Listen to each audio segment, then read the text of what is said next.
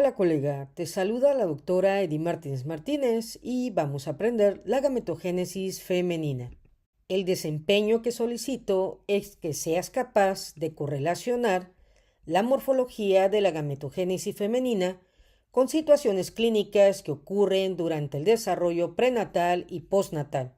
Por tal motivo, vamos a analizar el concepto, aprender las células germinales primordiales, comprender qué ocurre en el cambio de esta célula de la mitosis a la meiosis, así como las características morfológicas importantes del ciclo ovárico.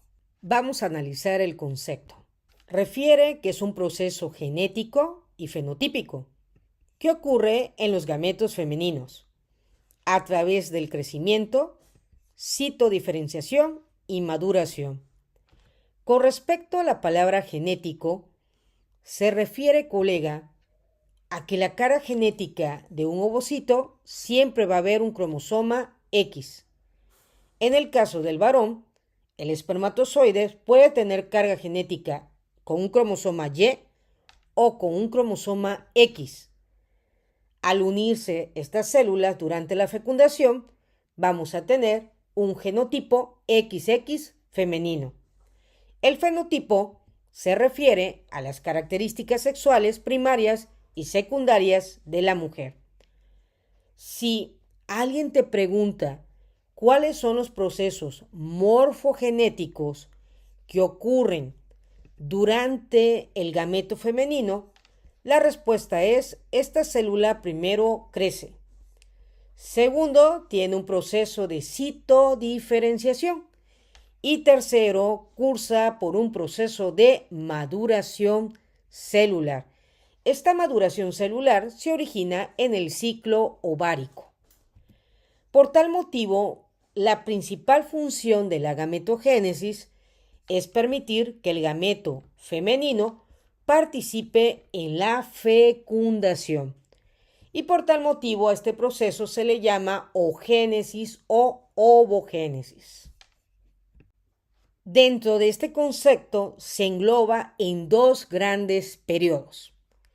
El primero es la gametogénesis prenatal, que ocurre con el gameto femenino durante su desarrollo embrionario y fetal, con carga genética femenina, y posteriormente, como los gametos van citodiferenciándose y madurándose en la gametogénesis postnatal, después del nacimiento.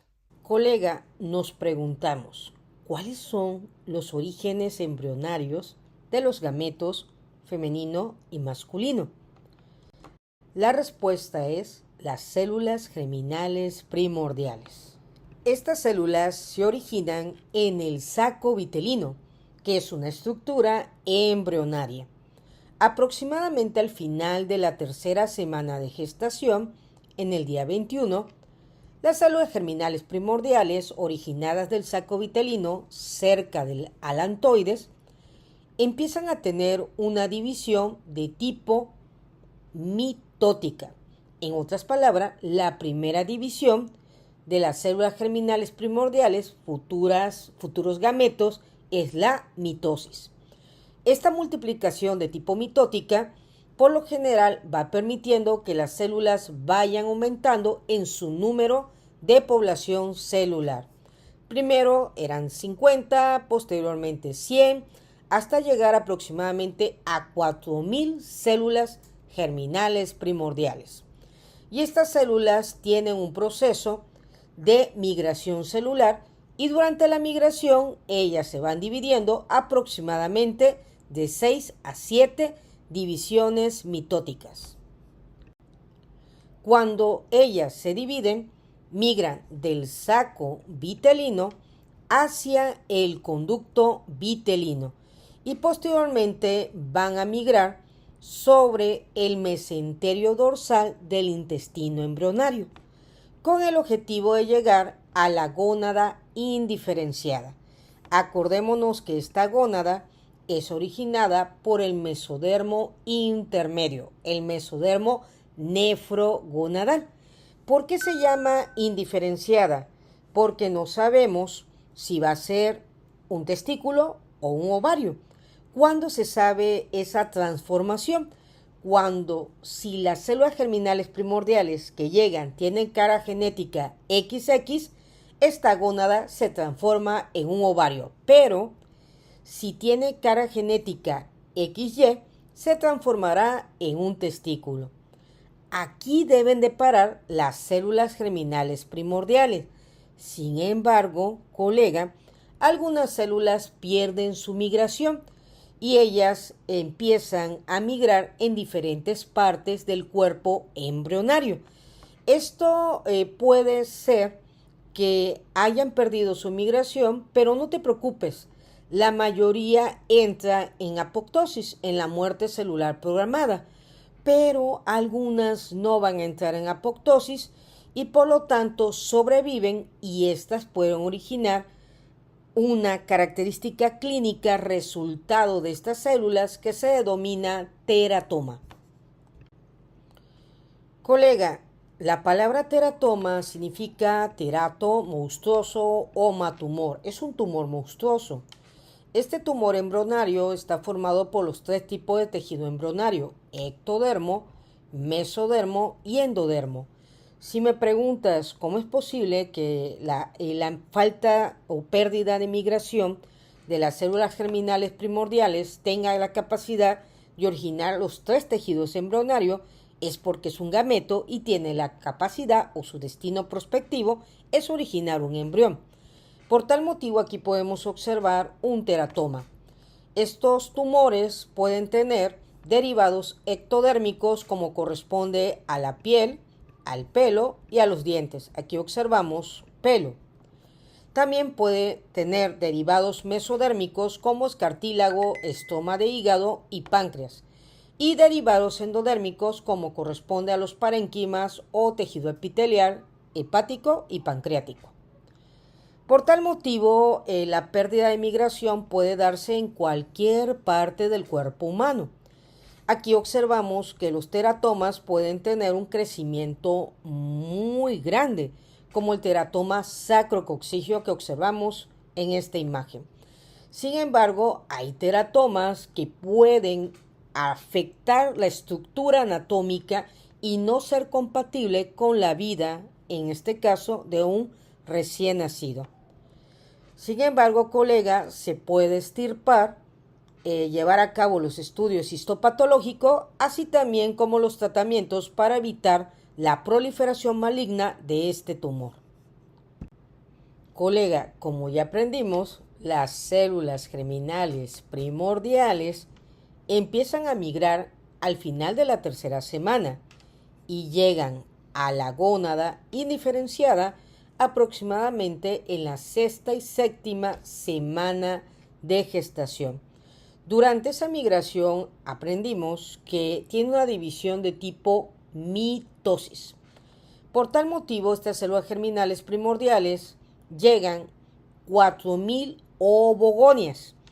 De estas 4.000 ovogonias, aproximadamente en el quinto mes de gestación, se van a empezar a multiplicar para ser de 4.000 a 7 millones de ovogonias. Imagínate cuánta mitosis se presentaron en estas células.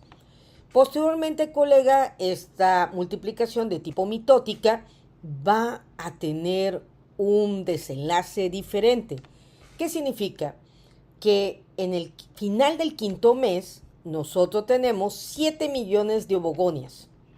Pero al final del séptimo mes, ya aproximándonos al nacimiento, solamente vamos a tener 2 millones de ovogonias. Significa que 5 millones de ovogonias entraron en apoptosis. Si me preguntas por qué algunas entraron en apoptosis, de seguro había algunas características que no cumplían con la calidad de la célula para su futura fecundación. Por tal motivo, colega, cuando nace una recién nacida, va a tener aproximadamente 400.000 ovogonias. Y esas 400.000 ovogonias son las que posteriormente van a estar en relación con su maduración durante el ciclo ovárico. Cuando estudiamos la gametogénesis, es necesario comprender cómo estas células al principio se dividieron de tipo mitosis y posteriormente la meiosis. Acordémonos que cuando tenemos una recién nacida, ella cuenta con aproximadamente 400.000 ovogonias. De estas ovogonias tienen que pasar por un proceso. El proceso que ellas pasan es a través de la interfase. En la interfase, ¿qué va a ocurrir? Número 1, colega, las células ovogonias crecen de tamaño. No se duplica el ADN, sigue siendo un ADN de 46 cromosomas. Otra característica principal es que la célula empieza a sintetizar las proteínas necesarias para la síntesis proteica y se duplica sus organelos. Si habían 25 mitocondrias, ahora va a haber 50 mitocondrias. Y por lo tanto, esta célula entra a meiosis 1, profase 1. Acordémonos que la meiosis a su vez se divide en dos, meiosis 1 y meiosis 2, pasando por la fase de profase, metafase, anafase y telofase. Colega, ¿cómo es que la célula de mitosis pasó a meiosis? Acordémonos que en el nacimiento las ovogonias se formaron de mitosis. Y desde el nacimiento hasta la mitad del ciclo menstrual, estas ovogonias van a empezar a transitar en la meiosis. La primera fase que tuvimos fue la interfase. Por tal motivo, después de la interfase, donde aumentó de tamaño, donde empezaron a expresarse las proteínas necesarias para la síntesis proteica y duplicación de ADN, así como la duplicación de los organelos, la célula, una vez preparada, entra a la profase 1. En la profase 1, colega, de la meiosis 1, vamos a tener la siguiente fase: lectoteno, cigoteno, paquiteno, diploteno y diacinesis. Todas recién nacidas hasta antes de la primera menstruación, las células ovogonias se van a encontrar en profase 1 del diploteno.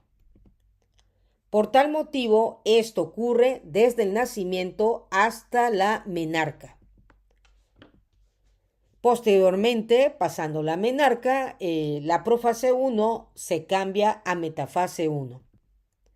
Acordémonos que la profase 1 tiene la fase lectoteno, significa cromosomas muy delgados, como podemos observar, cigoteno, cromosomas pares, paquiteno, los cromosomas se van condensando, diploteno, los cromosomas se encuentran dobles.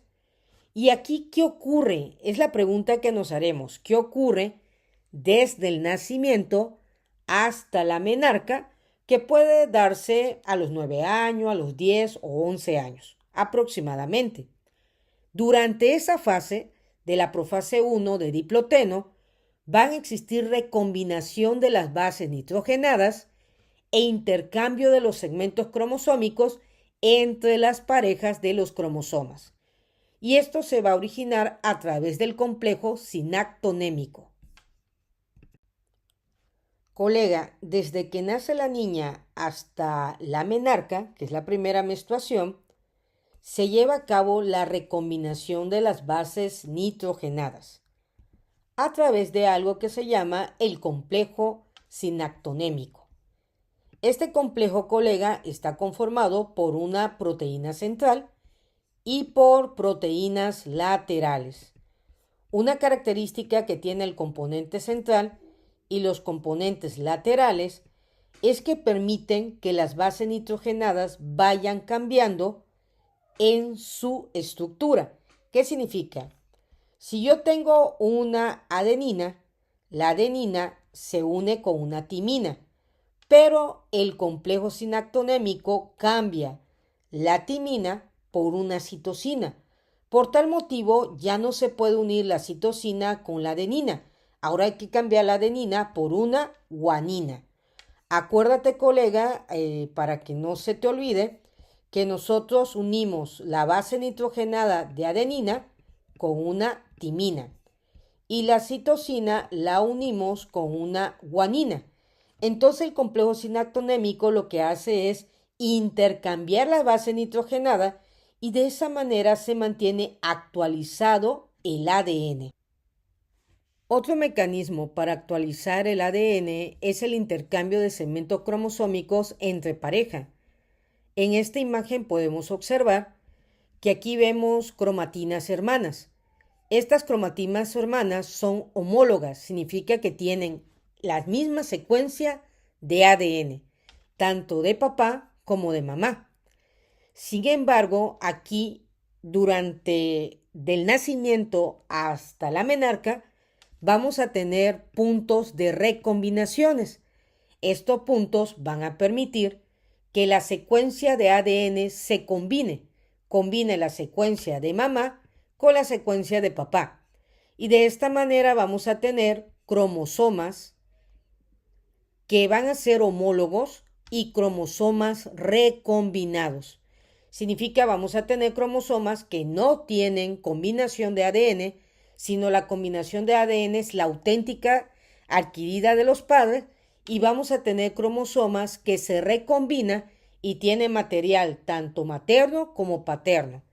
Esta recombinación de cromosomas nos permite tener dos tipos de cromosomas, combinados y no combinados.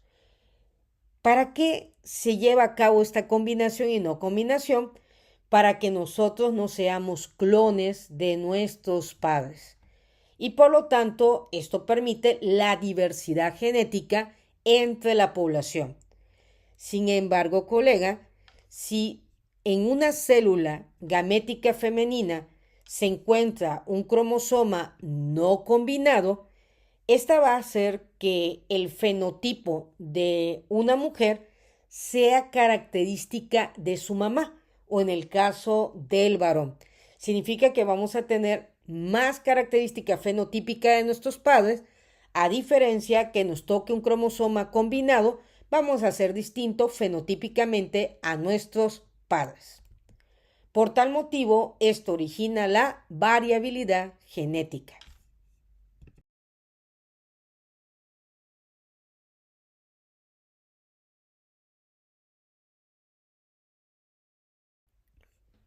Colega, como hemos platicado, este tipo de proceso de división celular de tipo meiosis se origina desde el nacimiento hasta la menarca.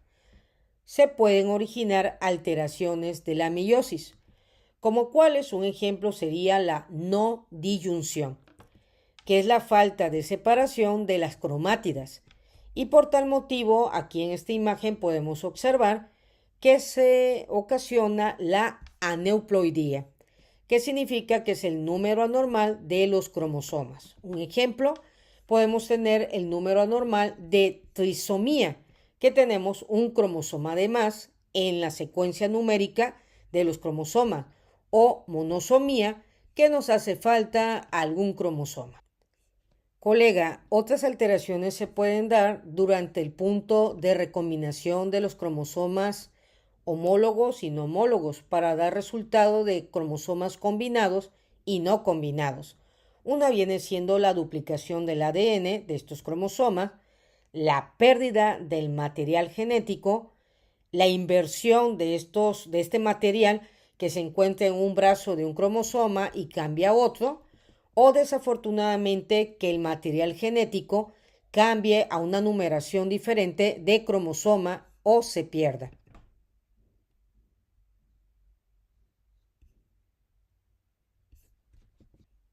Dentro de las anomalías cromosómicas numéricas tenemos el síndrome de Down, que como podemos observar aquí es una trisomía 21, donde en el cromosoma 21 vamos a encontrar no dos pares de cromosomas, sino tres. Otra alteración cromosómica numérica consiste en el síndrome de Turner, donde podemos observar que el cariotipo normal es XX.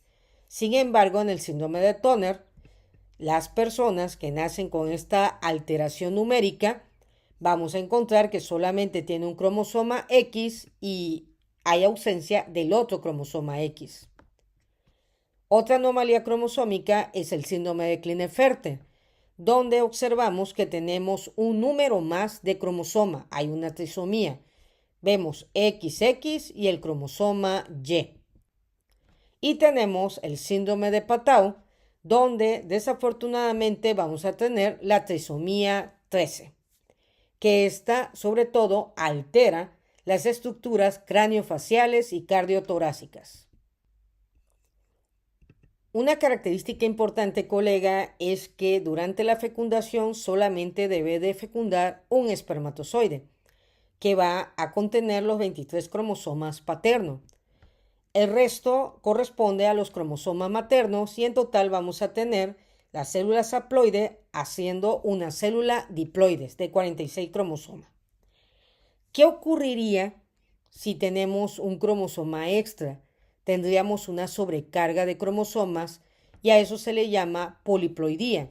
Ocasionaría anomalías cromosómicas que corresponde a un número de 69 cromosomas. Por tal motivo, cuando se esté formando el embrión, podría presentar muchas malformaciones congénitas que el 75% aproximadamente acabaría en aborto durante las primeras semanas de gestación. Sin embargo, hay un mamífero que puede tener más de la fecundación de un espermatozoide en su ovocito secundario en metafase 2. Y ese mamífero corresponde a los gatos. Los gatos, la gata puede que su ovocito sea fecundado por más de un espermatozoide. Y de esa manera vamos a tener las características fenotípicas de ciertos gatos que corresponde a la combinación de más de un espermatozoide de un gato. Colega, hemos aprendido qué ocurre con las ovogonias desde el nacimiento hasta la pubertad. Estas ovogonias quedan detenidas desde el nacimiento a la pubertad en diploteno de la profase 1 de la meiosis 1, con las características de que hay recombinación genética tanto en sus bases nitrogenadas como en la estructura de los propios cromosomas. Ahora vamos a aprender cómo el gameto femenino lleva a cabo el proceso de maduración. Ya vimos que este gameto ha crecido a través de la mitosis y la meiosis, desde el nacimiento hasta la pubertad. Para la maduración de este gameto es necesario iniciar el ciclo ovárico.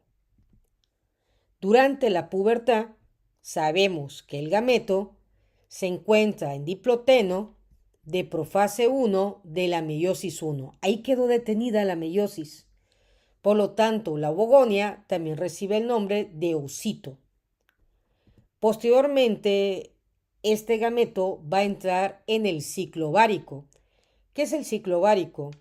Es el conjunto de cambios cíclicos del ovario en una mujer de edad reproductiva. Este ciclo es regulado por niveles hormonales del eje hipotálamo adenohipófisis ovario, sobre todo las hormonas folículo estimulante y luteinizante, hormonas gonadotropas, que permiten la maduración de los folículos ováricos, y dentro del folículo ovárico vamos a encontrar la ovogonia o cito. Posteriormente vamos a tener el proceso de ovulación, la formación del cuerpo lúteo. En caso que la mujer quede gestante, esa maduración del folículo se va a convertir en cuerpo lúteo o cuerpo amarillo, que permitirá aportar las hormonas de la placenta durante los 3 primeros meses de la gestación. En caso de que no exista embarazo, este cuerpo maduro, este folículo maduro, se va a convertir en un folículo hemorrágico que posteriormente va a transformarse en un folículo atrésico o albans, folículo blanco. Esto ocurre durante el ciclo ovárico.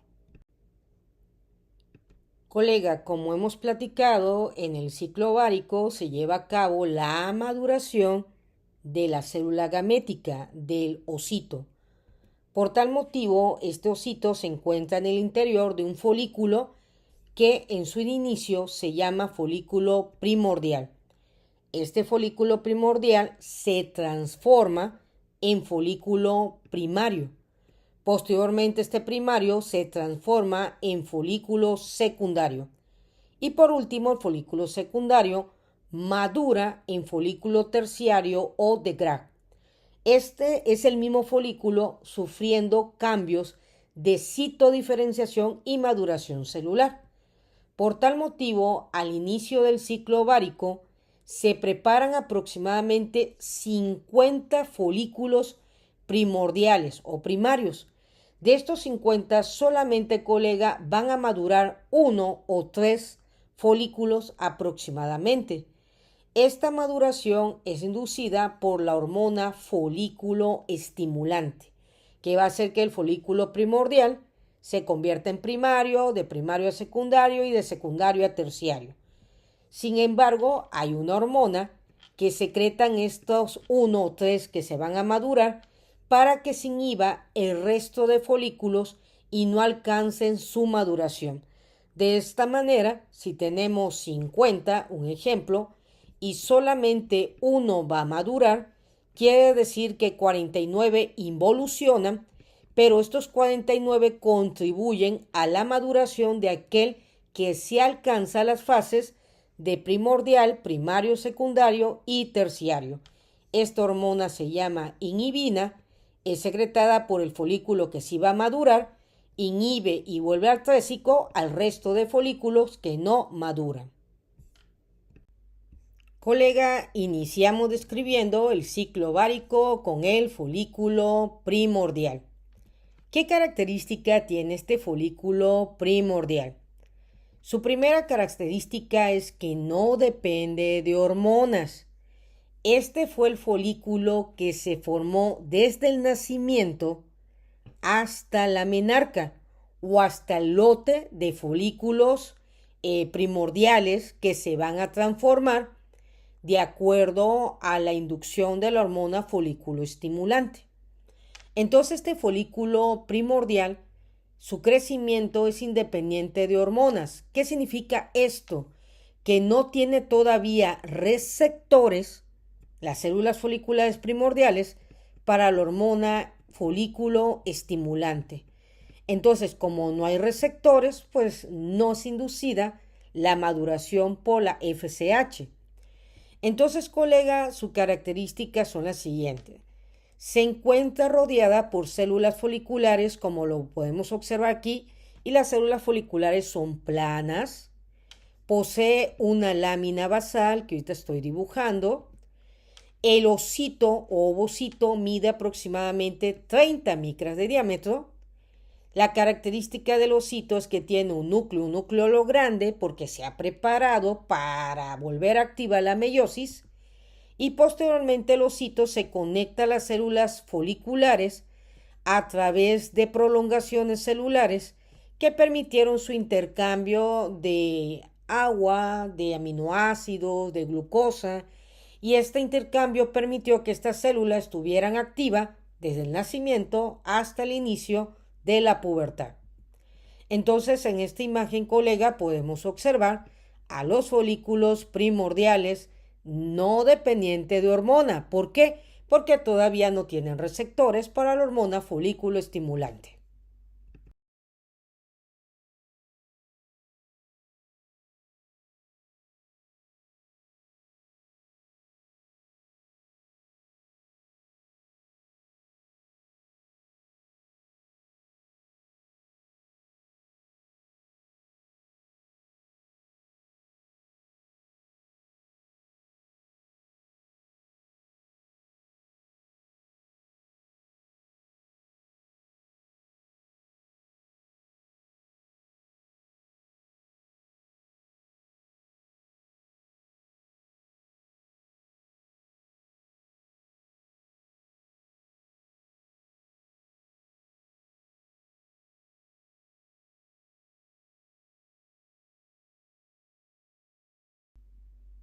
A continuación vamos a identificar qué ocurre para que el folículo primordial se convierta en un folículo primario.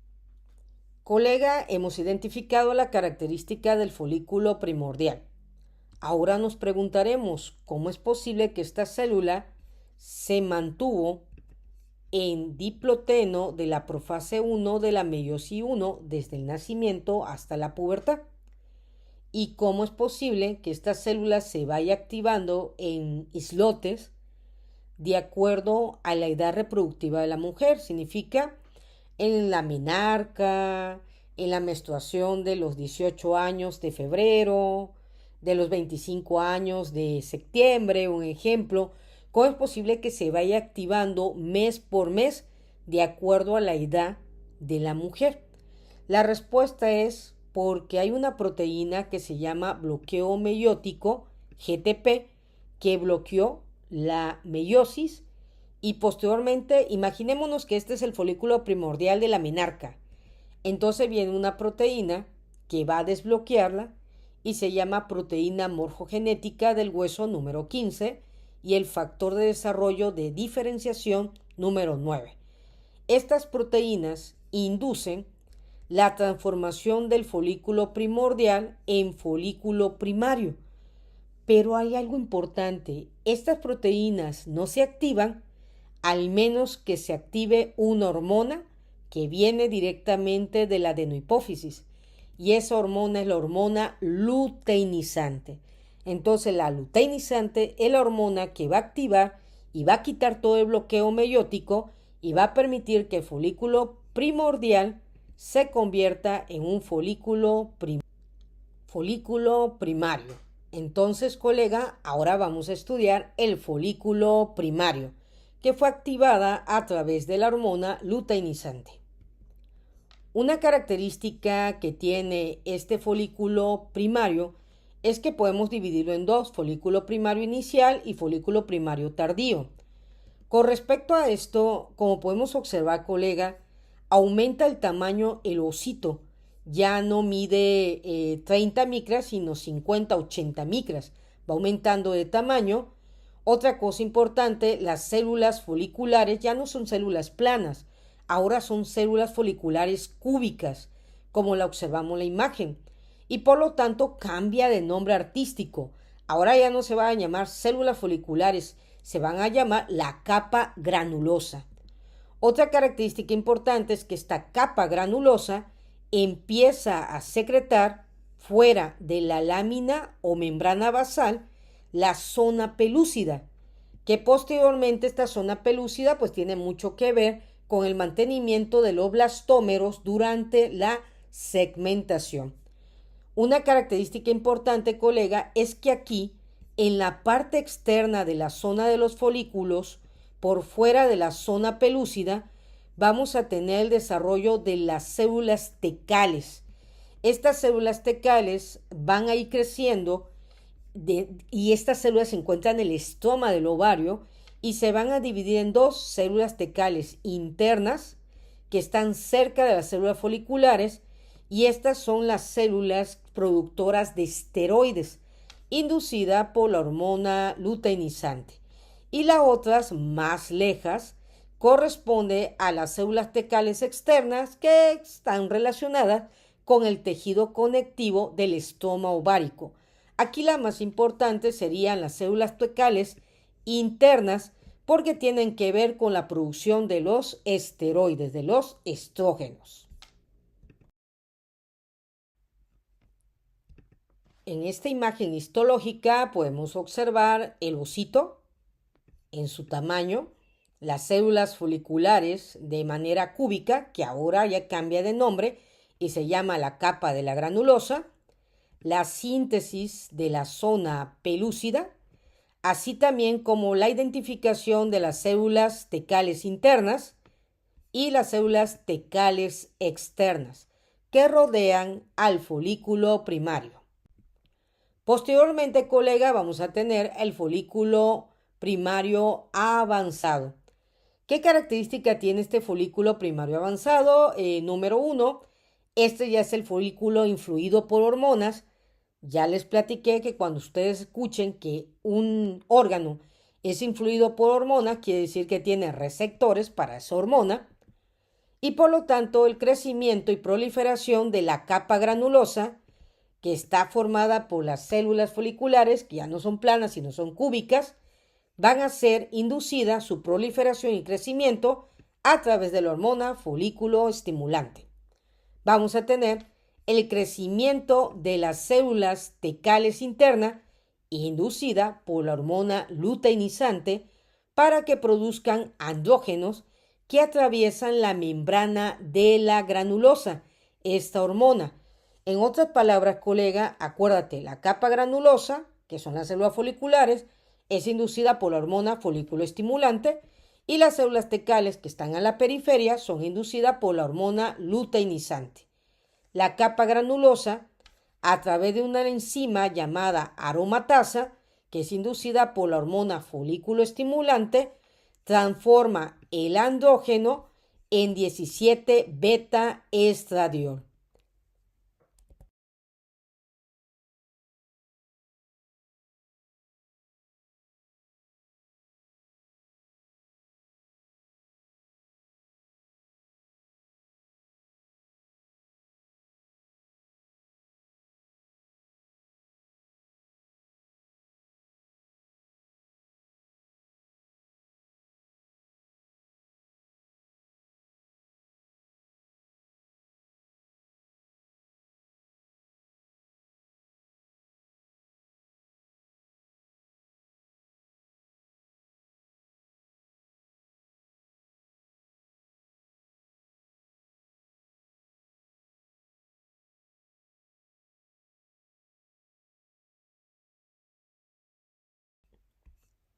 A continuación, colega, te explico cuál es el proceso de interacción entre las células tecales y las células de la granulosa o células foliculares.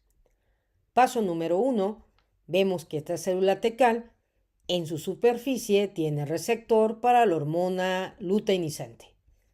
Y las células de la granulosa en su superficie tienen receptores para la hormona folículo estimulante.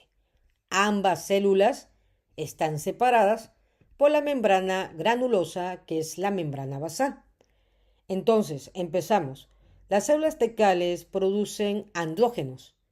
Esta hormona atraviesa la membrana granulosa y entra a las células granulosas. Una vez que entra, viene la enzima aromatasa que la transforma en estrógeno.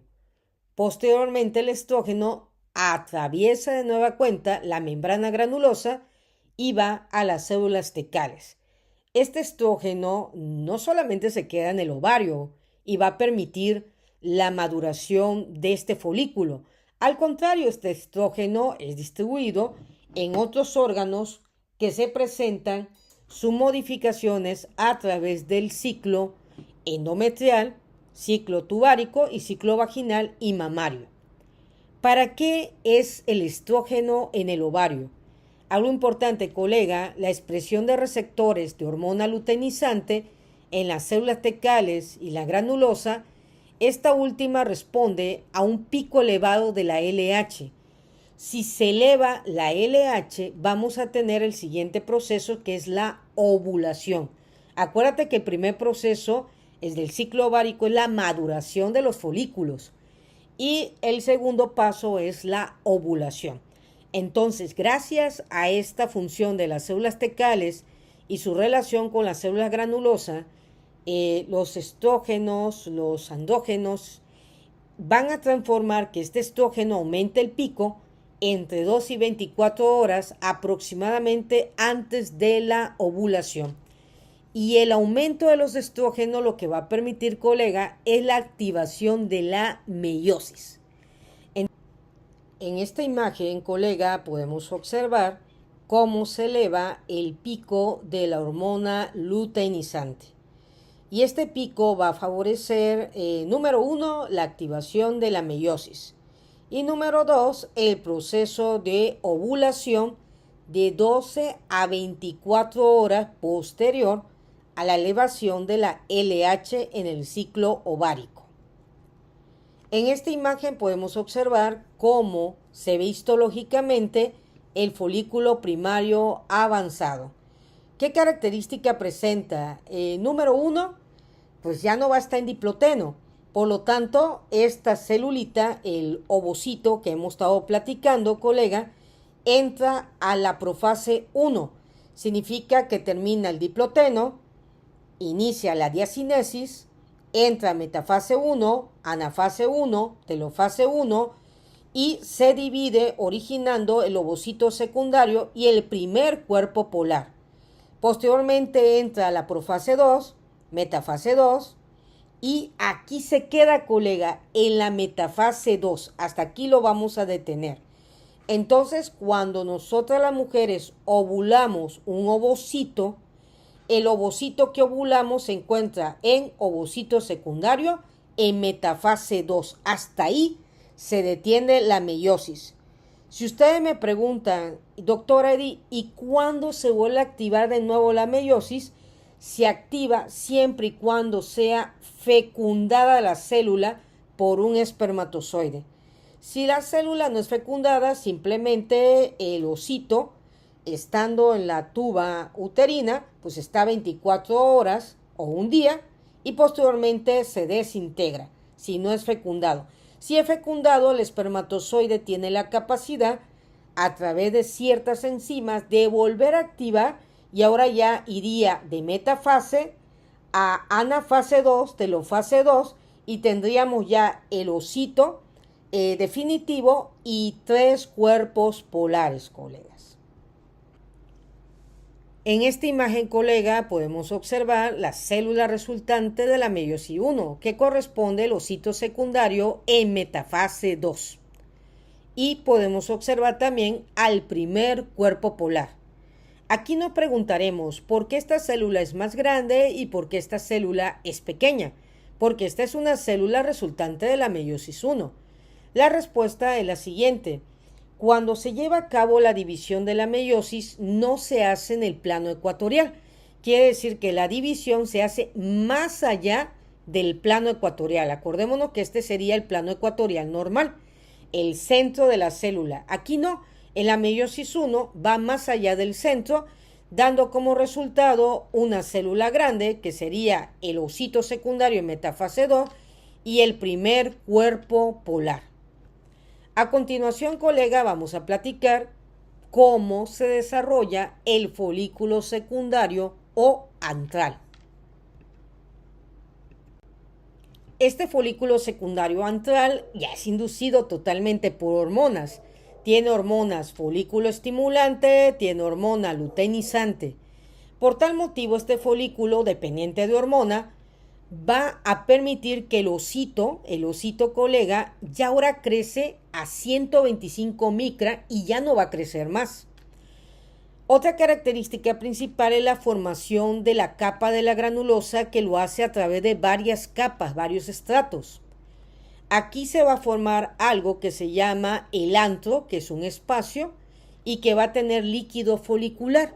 ¿Cómo se forma esto? Esto se forma cuando las células de la granulosa pierden su membrana plasmática y vierte su líquido, y al perder la membrana plasmática van haciendo espacio y va vertiendo su citoplasma para formar líquido folicular.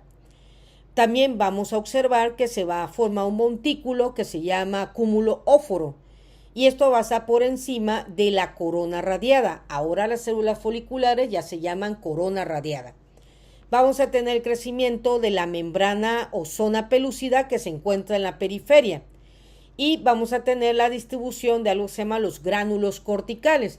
Los gránulos corticales pertenecen a las células foliculares, que ahora se llaman células granulosas. Y estos gránulos corticales lo vamos a activar, colega, cuando se lleve a cabo la fecundación. Estos gránulos corticales van a ser un fuerte, como una coraza alrededor de estas células si es fecundada, para evitar la fecundación de otros espermatozoides. En esta imagen podemos observar las características del folículo secundario antral, donde está formando su antro, que va a tener líquido antral, donde podemos observar el ovocito, todos los estratos de la granulosa, así como la zona pelúcida y la corona radiada, pues formada sobre todo por las células granulosas. A continuación vamos a platicar, colega, cómo se forma el folículo maduro o de Graf. El último paso de la maduración del folículo es el folículo terciario. Este folículo terciario mide aproximadamente, colega, 10 milímetros de diámetro. Mencionaba una vez un libro que tiene el tamaño de la cabeza de un alfiler, para que puedan identificar su tamaño. Sobresale sobre la superficie del ovario, y aquí lo podemos observar. Vemos aquí la superficie del ovario y este folículo crece tanto que comprime la superficie del ovario y va haciendo isquemia en la superficie del ovario, porque al comprimir la superficie comprime los vasos sanguíneos, se vuelve isquémico el tejido hasta el momento que la capa germinal del ovario se rompe y permite la ovulación. Otra característica principal es que aumenta el antro folicular, colega, y la capa de la granulosa se vuelve más fina pero más elevada en el cúmulo óforo. Y la capa simplemente, la corona radiada, después que era bastante abundante, ahora se vuelve más delgada, delimitada por por la zona pelúcida en su interior. Entonces, colega, vamos a ver, el cúmulo óforo es el que va a separar a la capa de la granulosa. Acordémonos algo importante aquí, colega, es que esta capa granulosa o corona radiante es la que va a permitir que cuando se ovule, es la que va a tener contacto con los espermatozoides. Después los espermatozoides van a penetrar la zona pelúcida y ya lo último lo vamos a tener la lámina basal y el ovocito. Aquí observamos, colega, la característica del folículo terciario. Vemos el cúmulo óforo, el ovocito, que ya mide todo esto totalmente, es más grande. Aquí tenemos el antral, colega. Lógico, vamos a encontrar la zona pelúcida y la corona radiada, que ya no es de tantas capas como lo teníamos, porque la mayoría de las células perdieron su membrana plasmática y vertieron su citoplasma para formar el líquido del antro. Colega, una vez obtenido el folículo maduro o de Graf, va a ocurrir la ovulación. Esta ocurre a la mitad del ciclo ovárico. Vamos a presentar un aumento del pico de la LH, que ya platicamos que esta fue la que permitió la activación de la meiosis, y posteriormente la ovulación. ¿Qué ocurre aquí? Aquí se va a formar en la superficie del ovario algo que se llama estigma. El estigma va a estar rodeado de edema, aumento del flujo sanguíneo local, pero sobre todo isquemia, porque como se comprime tanto la capa germinativa del ovario, comprime vasos sanguíneos y sobre todo venas, que debilita la capa. Entonces va a haber un aumento de la presión del líquido antral de 15 a 20 milímetros de mercurio aproximadamente. Esta presión va a ser tan fuerte que se va a romper la pared folicular, se rompe también la superficie del ovario, y esto va a ocurrir entre las 28 a 36 horas después del pico de la hormona luteinizante. Y de esa manera tenemos el proceso de ovulación. ¿Qué es lo que nosotras las mujeres ovulamos? Nosotras las mujeres ovulamos un ovocito secundario en metafase 2 y ovulamos un primer cuerpo polar.